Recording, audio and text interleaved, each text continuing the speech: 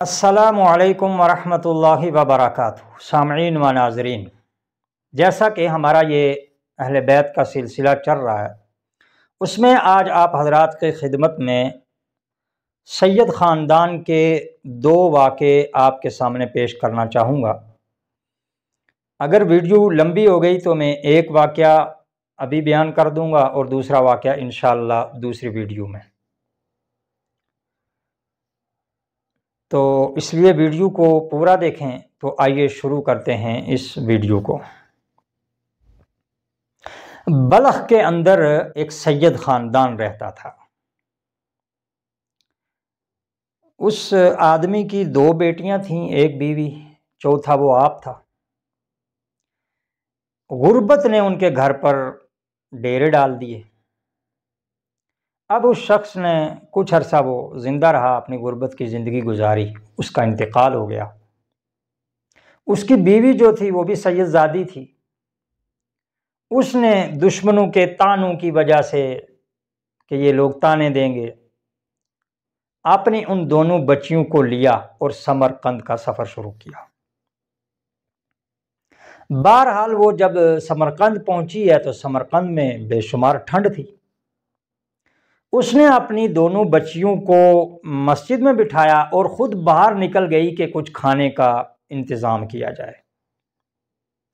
जब वो बाहर निकली है तो आगे देखती है कि दो मजमे लगे हुए थे। एक मुसलमान का मजमा था जो उस शहर का हाकिम था, और एक थोड़ी दूर पर मजूसी का मजमा लगा हुआ था।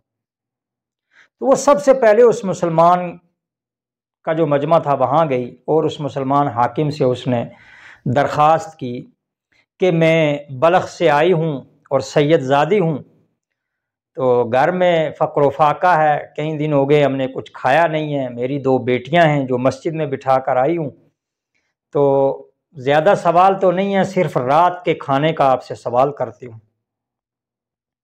उस हाकिम ने उसको कहा कि भाई तेरे पास क्या सबूत है कि तू सैयदज़ादी है। उसने कहा कि भाई मैं इस शहर में नई हूँ, मुझे तो यहाँ कोई नहीं जानता है। इस पर उसने उसका मजाक उड़ाया और अच्छा मामला नहीं किया, तो वो बेचारी वहाँ से आगे चली गई। जब वो पहुंची है मजूसी के पास, तो मजूसी के पास जाकर उसने अपना ये वाक़या बयान किया कि इस तरह हम बलख से आए हैं, मेरे साथ दो बच्चियां हैं, वो मस्जिद में हैं, ज़्यादा सवाल नहीं है, सिर्फ रात के खाने का सवाल है। और उस मुसलमान हाकिम ने मेरे साथ क्या किया है वो भी सारा कुछ उसको सुना दिया।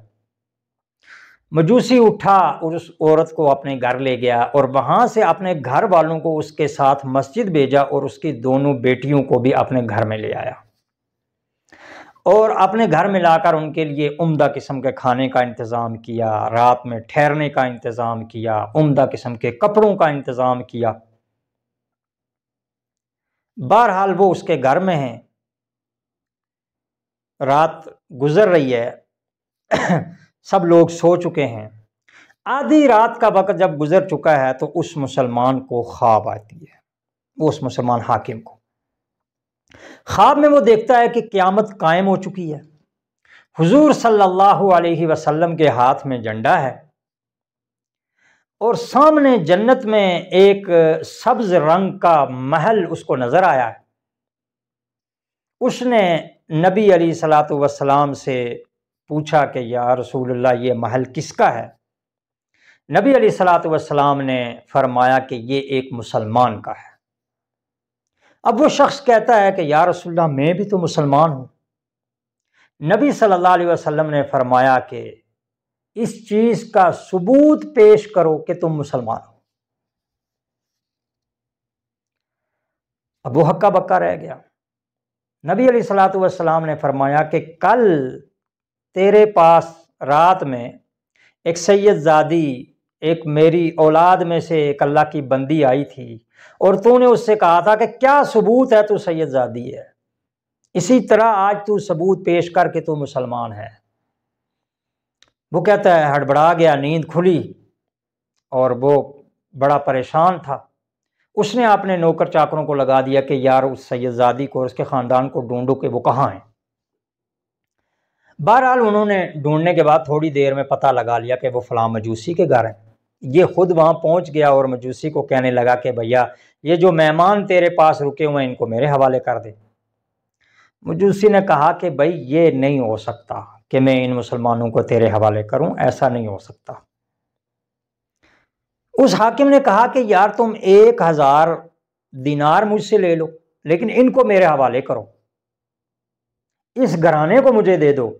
اس نے کہا کہ بھائی نہیں، جب یہ میرے پاس آئے تھے انہوں نے کھانے کا سوال کیا، میں نے عمدہ قسم کے کھانے کا انتظام کیا، میں نے ان کے لیے رہنے کا انتظام کیا، میں نے ان کے لیے کپڑوں کا انتظام کیا، لیکن یہ سب انتظام کے کرنے کے بعد ان کی برکات تو میں اپنی آنکھوں سے دیکھ رہا ہوں، اب میں یہ تیرے حوالے کیسے کر سکتا ہوں؟ میں یہ سودا تیرے ساتھ نہیں کر سکتا۔ بہرحال وہ واپس چلا گیا۔ مجوسی نے اس کو ایک بات کہی کہ جب میں نے ان کی برکات دیکھی ہیں، میں اور میرے گھر والے پوری رات اس وقت تک نہیں سوئے جب تک ہم نے اس اللہ کی بندی کے ہاتھ پر ایمان قبول نہیں کر لیا۔ اللہ اکبر! ہم نے اس اللہ کی بندی کے ہاتھ پر ایمان قبول کیا اور ان کی برکات دیکھیں تو اب میں یہ تمہارے حوالے کیسے کر سکتی ہوں؟ اور جو خواب تم کو آیا ہے ویسا ہی خواب ہم کو بھی آیا ہے، ہم کو بھی اللہ کے نبی صلی اللہ علیہ وسلم خواب میں آئے ہیں، اور آپ علیہ السلام نے ارشاد فرمایا ہے کہ اللہ نے پہلے سے ہی آپ کے مقدر کے لیے ایمان لکھ دیا تھا، اور اللہ نے اس بندی کے ذریعے یہ جو میری اولاد میں سے آئی اس کا اکرام آپ نے کیا، اس کی وجہ سے آپ کو ایمان کی دولت بھی عطا فرمائی، اور اللہ نے جنت میں آپ کے لیے محل بھی بنایا جس میں آپ اور آپ کا کنبہ ہمیشہ ہمیش کے لیے آرام کریں گے۔ تو یہ ہے سادات کی برکت، یہ ہے ان کے اکرام کرنے کی وجہ سے انسان کو ملنے والے انعامات، کہ اس خاندان کی جو اہل بیت ہیں، نبی صلی اللہ علیہ وسلم کے خاندان کے لوگ ہیں، ان کا اکرام، ان کا خیال، ان سے محبت یہ کتنی ضروری ہے۔ یہ ایک واقعہ میں نے نمونے کے طور پر آپ کے سامنے پیش کیا۔ ویڈیو لمبی ہونے کا مجھے ڈر نہ ہوتا تو ایک اور بڑا دلچسپ واقعہ آپ کے سامنے ضرور پیش کرتا، لیکن انشاءاللہ نیکسٹ ویڈیو میں انشاءاللہ وہ واقعہ بھی آپ کے سامنے ضرور پیش کروں گا۔ تو مجھے امید ہے کہ میری بات آپ سمجھ گئے ہوں گے، اس واقعے سے ہمیں کچھ نہ کچھ سبق ملا ہوگا۔ تو آخر میں دعا ہے اللہ رب العالمین آپ سب کو اپنے حفظ و امان میں رکھے، آپ کو ڈھیر ساری خوشیاں عطا فرمائے، آپ پر آنے والی دکھ درد مصیبت پریشانی سے آپ کی حفاظت فرمائے۔ زندگی رہی ملیں گے انشاءاللہ نیکسٹ کسی ویڈیو میں، تب تک کے لیے دیجیے اجازت، بہت بہت شکریہ۔